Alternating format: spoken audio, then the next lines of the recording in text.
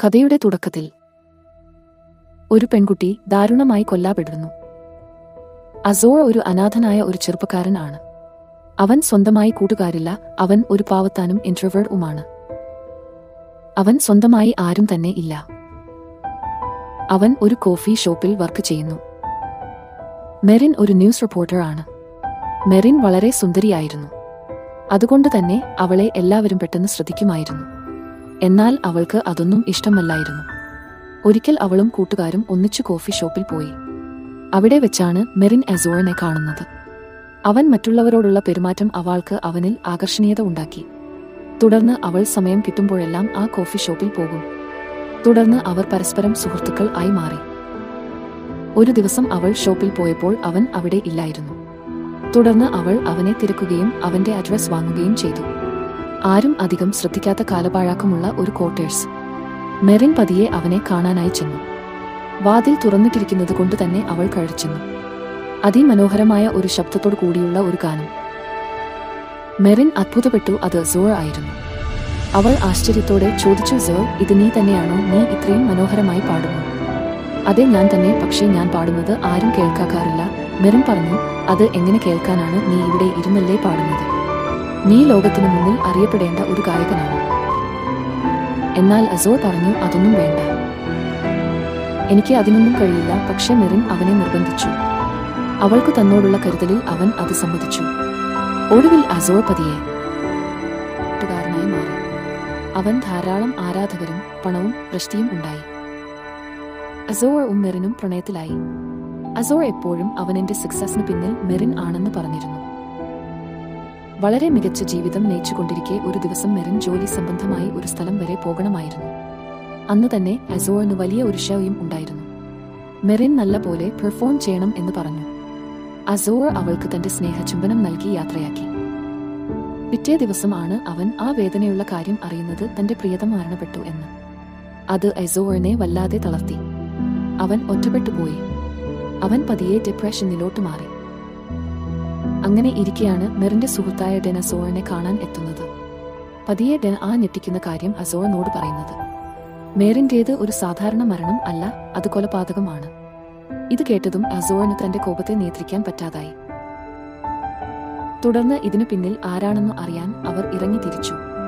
അങ്ങനെ അന്നേ ദിവസം മെറിൻ പോയ സ്ഥലത്തെക്കുറിച്ച് അവർ അന്വേഷിച്ചു. അന്നേ ദിവസം മെറിന്റെ കൂടെ ക്യാമറമാൻ അനിലും പോയിരുന്നു എന്ന് അവർക്ക് മനസ്സിലായി. എന്നാൽ അന്നേ ദിവസം മുതൽ അനിലിനെ കാണാനില്ലായിരുന്നു. അനിലിന്റെ മൊബൈൽ ഫോൺ സ്വിച്ച് ഓഫ് ആയിരുന്നു. ഇതിൽ പന്തികേട് തോന്നിയ അവർ അനിലിന്റെ വീട്ടിൽ ചെന്നു അന്വേഷിച്ചു. വീട്ടിലെ ആളുകളിൽ അനിൽ നെയാകമുള്ളതിനെയായിരുന്നു ഒരു അറിവും അവനെക്കുറിച്ച് അറിയുന്നില്ലായിരുന്നു.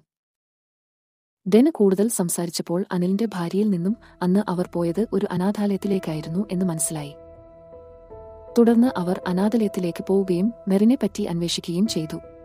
എന്നാൽ അവിടെയുള്ളവർ മെറിൻ എന്ന സ്ത്രീയെ അറിയില്ല, അങ്ങനെ ആരും ഇവിടെ വന്നിട്ടില്ല എന്നും ആയിരുന്നു അവരുടെ മറുപടി. വളരെ ഭയത്തോടു കൂടിയും വേവലാതിയോടെയും ആണ് അവർ സംസാരിച്ചിരുന്നത്. ഇതിൽ സംശയം ഉളവാക്കിയ അവർ പതിയെ അവിടെ നിന്നും ഇറങ്ങാൻ നിൽക്കെ പിന്നിൽ നിന്ന് വെറും 11 വയസ്സ് മാത്രം പ്രായമുള്ള ഒരു പെൺകുട്ടി അസോറിനെ വിളിച്ചു. ആരും കാണാതെ അസോറിനെയും ഡെനെയും കൂട്ടി ഒരു കൊച്ചുമുറിയിലേക്ക് അവൾ അവരെ കൊടുന്നു. അസോർ പതിന്ന സ്വരത്തിൽ അവളോട് ചോദിച്ചു, നിനക്ക് എങ്ങനെ എന്നെ അറിയാം? അവൾ പറഞ്ഞു, എനിക്ക് മെറിൻ ആന്റിയെ അറിയാം, അവരെന്നോട് നിങ്ങളെ പറ്റി പറഞ്ഞിട്ടുണ്ട്. മെറിൻ ആന്റി വളരെ നല്ലവരാണ്. ഇവിടെ എല്ലാവർക്കും അവരെ വലിയ ഇഷ്ടമാണ്.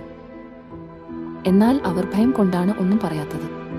ഡെന ചോദിച്ചു, ആരെയാണ്, എന്തിനാണ് അവർ ഭയപ്പെടുന്നത്?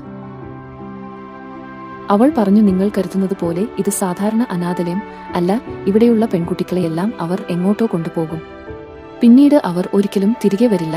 എന്റെ ചേച്ചിയെയും അവർ കൊണ്ടുപോയി. ഇപ്പോൾ ഞാൻ ശരിക്കും അനാഥയായി. അസോർ ചോദിച്ചു, എങ്ങനെയാണ് മെറിൻ ഇങ്ങോട്ട് വന്നത്? അവൾ പറഞ്ഞു, ഒരിക്കൽ ശ്രേയ എന്ന ചേച്ചി ഇങ്ങോട്ട് വരികയും ഞങ്ങൾക്കെല്ലാം വസ്ത്രങ്ങളും മറ്റും മേടിച്ചു തരുമായിരുന്നു. പിന്നീട് ആ ചേച്ചി ഇടയ്ക്ക് സമയം കിട്ടുമ്പോഴെല്ലാം വന്നിരുന്നു. പിന്നീട് പതിയെ ചേച്ചിക്ക് ഇവിടെയുള്ള കാര്യങ്ങളെല്ലാം മനസ്സിലാവുകയും ചേച്ചി പതിയെ അതെല്ലാം തന്റെ ക്യാമറയിൽ പകർത്തുകയും ചെയ്തിരുന്നു.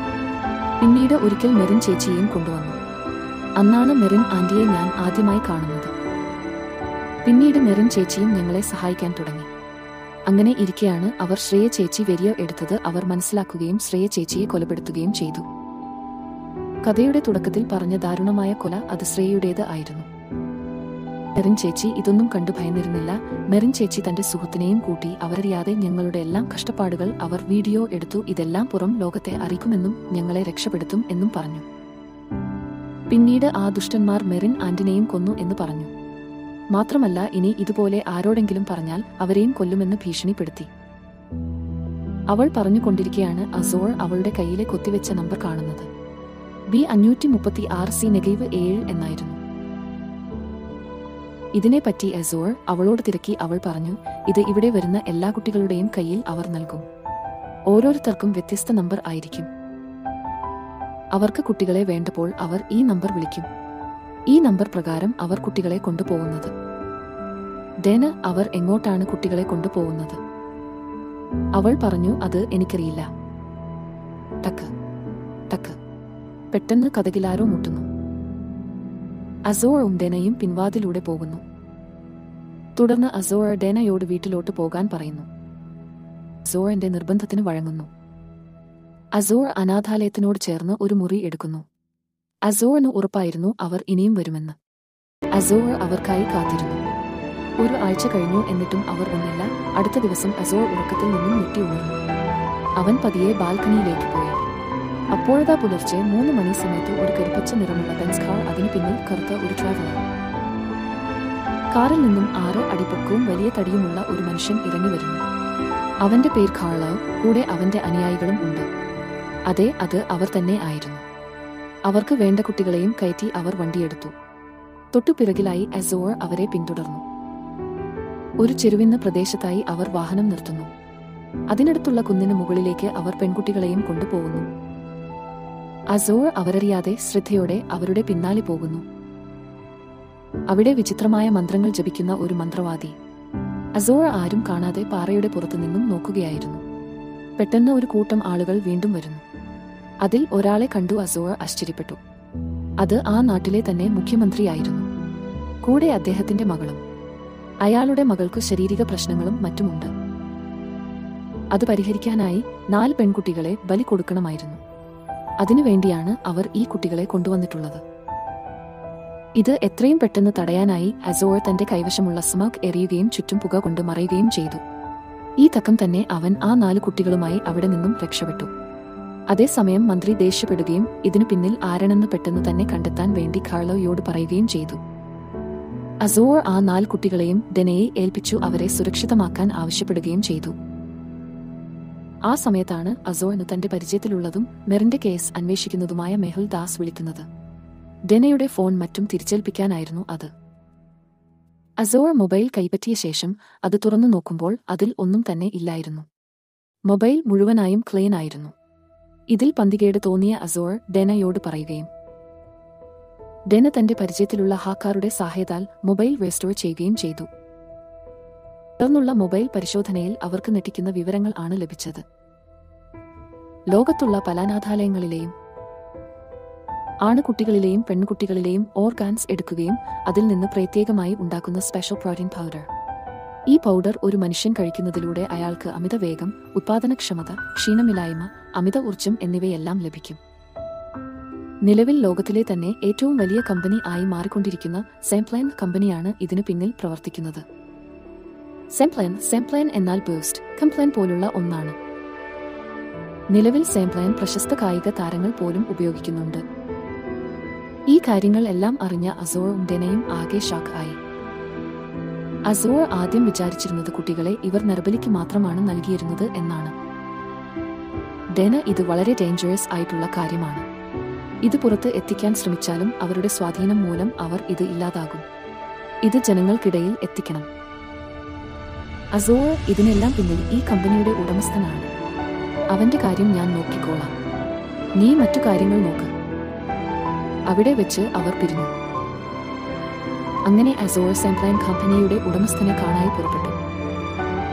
ഒരു ചെറിയ റിസോർട്ട്, അതിനു ചുറ്റുമായും സെക്യൂരിറ്റി ഗാർഡ്സ് ഉണ്ടായിരുന്നു. എന്നാൽ ഇതുവരെ കണ്ട് പാവത്താനായ അസോറിനെയല്ല നമ്മൾ കാണുന്നത്. എല്ലാവരെയും നിഷ്പ്രയാസം അടിച്ചു വീഴ്ത്തുന്ന ഒരു ഫൈറ്ററിനെയായിരുന്നു. He is skillful fighter.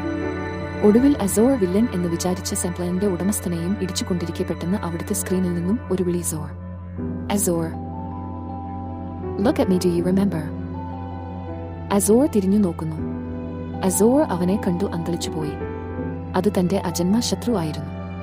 Azor കരുതിയതുപോലെ നിലവിലെ സാംപ്ലന്റെ ഉടമസ്ഥൻ ആയിരുന്നില്ല യഥാർത്ഥ ഉടമസ്ഥൻ. അവൻ ബിനാമി മാത്രമായിരുന്നു.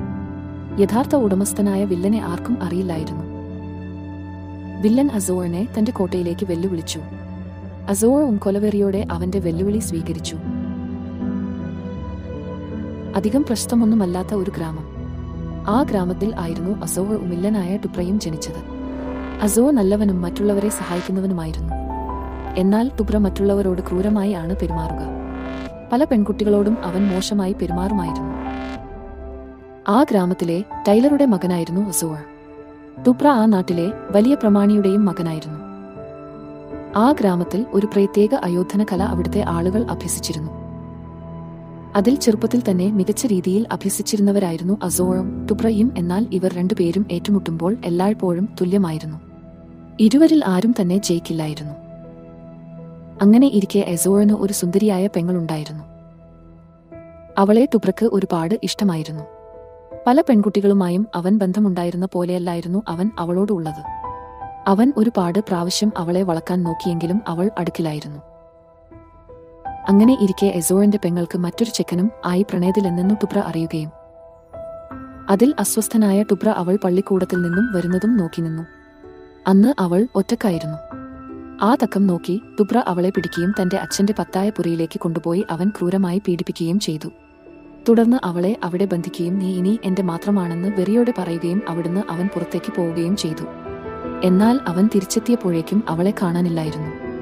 തുടർന്ന് അവൻ ആ ഞെട്ടിക്കുന്ന കാര്യം അറിയുന്നത് അവൾ മരണപ്പെട്ടു എന്ന്.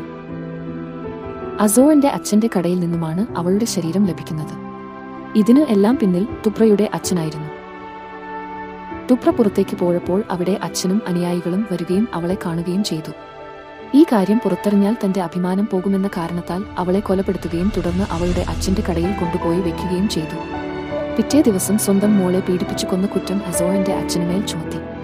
ഇതേ തുടർന്ന് അസോറിന്റെ അച്ഛനും അമ്മയും ഇതൊന്നും സഹിക്കാൻ വയ്യാതെ ആത്മഹത്യ ചെയ്തു. അസോർ അനാഥനായി. ഇതിനു പിന്നിൽ ആരാണെങ്കിലും അവരെ വെറുതെ വിടാൻ അസോർ തയ്യാറായിരുന്നില്ല. തുടർന്ന് അവൻ അതിനു പിന്നിൽ ആരെന്ന് അന്വേഷിക്കാൻ തുടങ്ങി. കുറച്ചു ദിവസങ്ങൾക്ക് ശേഷം അസോർ പാടത്തിലൂടെ നടന്നുകൊണ്ടിരിക്കെ ഒരാൾ ഒരു സ്ത്രീയെ തട്ടിക്കൊണ്ടുപോകുന്നത് പോലെ തോന്നി. ആ സ്ത്രീ മറ്റൊരുമായിരുന്നില്ല, പ്രമാണിയുടെ ഭാര്യ ആയിരുന്നു. ഇത് കണ്ടതും അസോർ പ്രമാണിയെ അറിയിച്ചു. പ്രമാണി അസോറിനോട് ഇത് ആരോടും പറയരുത്, ഞാൻ നോക്കിക്കൊള്ളാം എന്ന് പറഞ്ഞു. അവരെ പ്രമാണിയുടെ ആളുകൾ പിടികൂടി. അസോർ കരുതിയതുപോലെ അവരെ തട്ടിക്കൊണ്ടുപോയതല്ല, അവർ പ്രണയത്തിലായിരുന്നു. പ്രമാണി വളരെ ക്രൂരൻ ആയതുകൊണ്ട് തന്നെ ദിവസവും ടുബ്ര അമ്മയെ ഒരുപാട് ഉപദ്രവിക്കുമായിരുന്നു. ഇതിനെ തുടർന്നാണ് ഇവർ അവിടെന്നും രക്ഷപ്പെടാനായി ശ്രമിക്കുന്നത്. ഇതിൽ ടുബ്രക്കും സമ്മതമായിരുന്നു. എന്നാൽ പ്രമാണി അവരെ പിടികൂടുകയും കൊന്നുകളയുകയും ചെയ്തു. ഇതിൽ ദേഷ്യം കൊണ്ട് ടുബ്ര ആരും അറിയാതെ പ്രമാണിയെ കൊല്ലുകയും ചെയ്തു. അതേസമയം അസോർ തന്റെ സഹോദരിയെ പീഡിപ്പിച്ചത് ടുബ്രയാണെന്ന് അറിയുകയും തുടർന്ന് ടുബ്രയുടെ വീട്ടിലേക്ക് പോവുകയും ചെയ്തു. അവിടെ ചെന്ന അസോർ പ്രമാണിയെ കൊലപ്പെടുത്തി നിൽക്കുന്ന ടുബ്രയാണ്.